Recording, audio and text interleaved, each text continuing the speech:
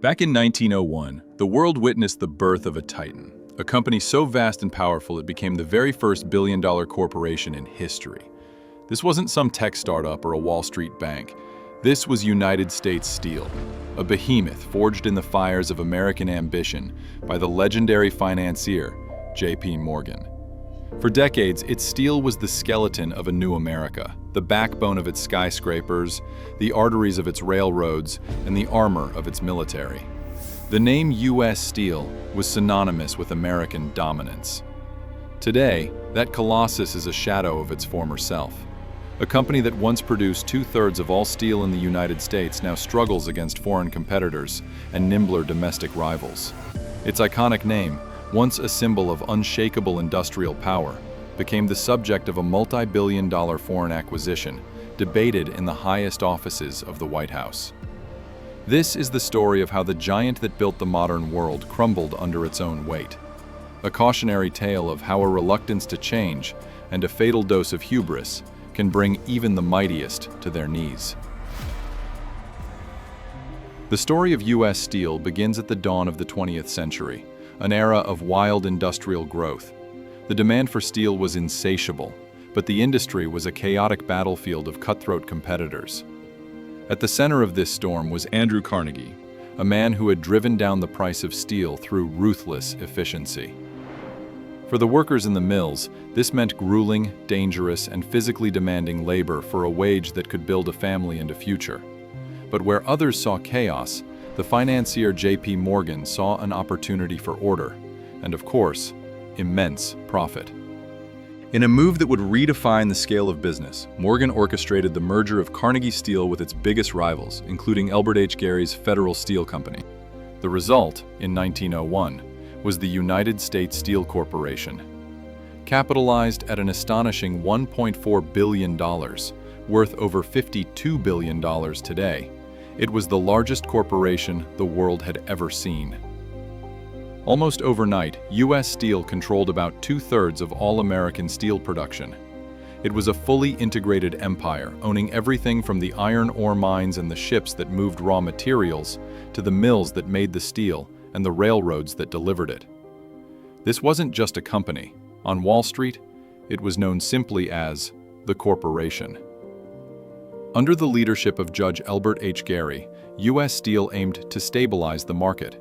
It chose cooperation over competition, leading to an era of price stability through informal meetings that became known as Gary dinners. But this focus on stability came at a cost. The company grew more concerned with dodging antitrust lawsuits than with pioneering new technology.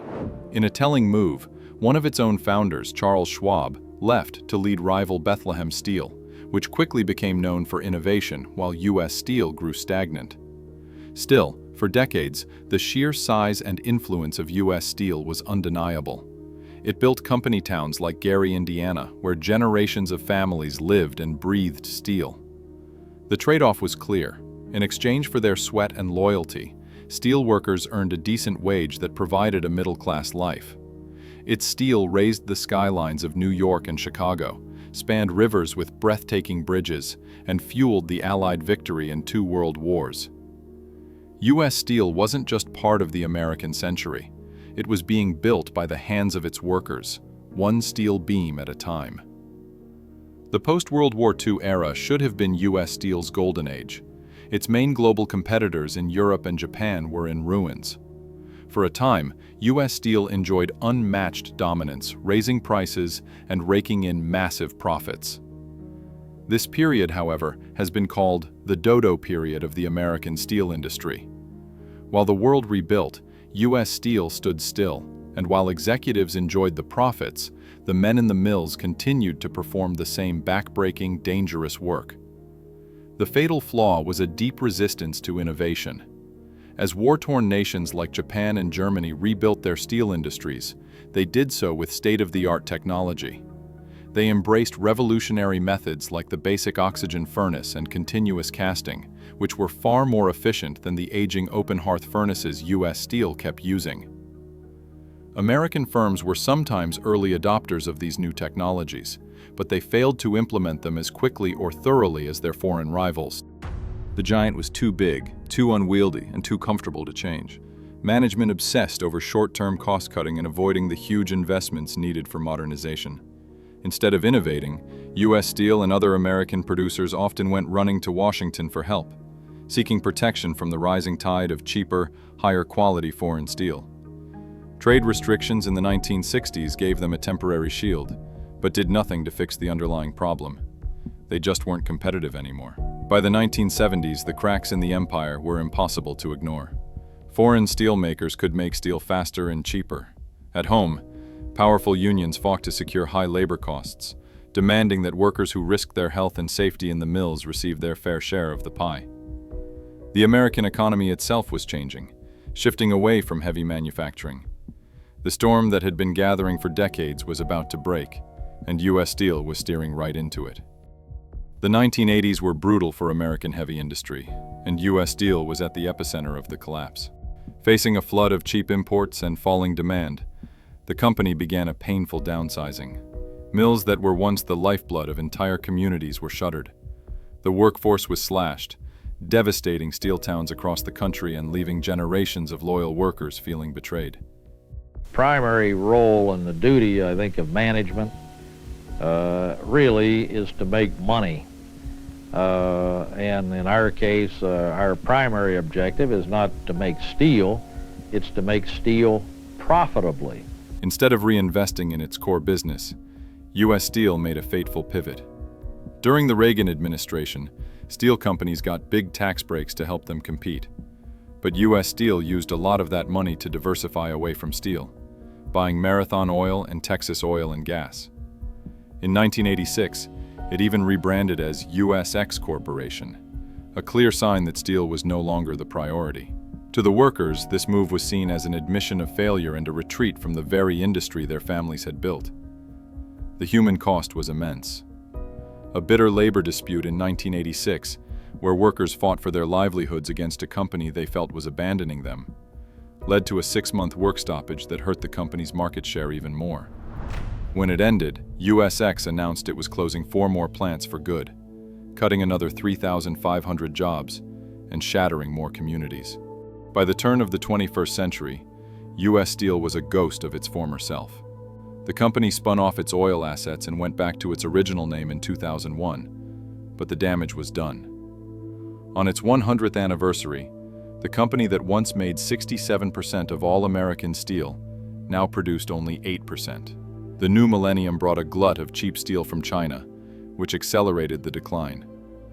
The 2008 financial crisis was another devastating blow, causing prices to collapse and leading to more bankruptcies across the sector. The final chapter of U.S. Steel's independence began in December 2023, when Japan's Nippon Steel announced a deal to acquire the iconic American company for $14.9 billion. The announcement sent shockwaves through the political world, touching on raw nerves of national security and American industrial decline. The deal faced fierce opposition from unions, who feared for their members' jobs and pensions, and from politicians. In January 2025, the Biden administration officially blocked the acquisition, citing national security concerns. However, after a change in administration, President Trump allowed the deal to proceed and was finalized in June 2025. The new agreement included a national security deal that gives the U.S. government special oversight, including a golden share with veto power over certain decisions. Today, United States Steel Corporation is a subsidiary of a foreign company, its shares no longer trading on the New York Stock Exchange. While Nippon has pledged to invest billions to modernize U.S. Steel's facilities and honor the hard-won union contracts, the acquisition marks the definitive end of an era. The downfall of U.S. Steel isn't just the story of one company.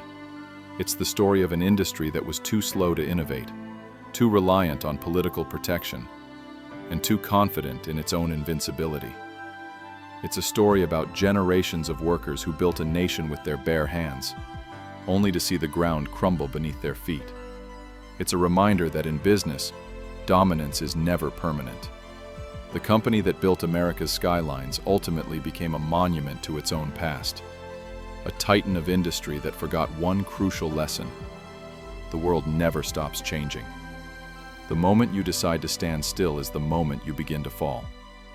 If you want to see more stories about the rise and fall of corporate giants, make sure to subscribe and let us know in the comments which company we should cover next. Thanks for watching.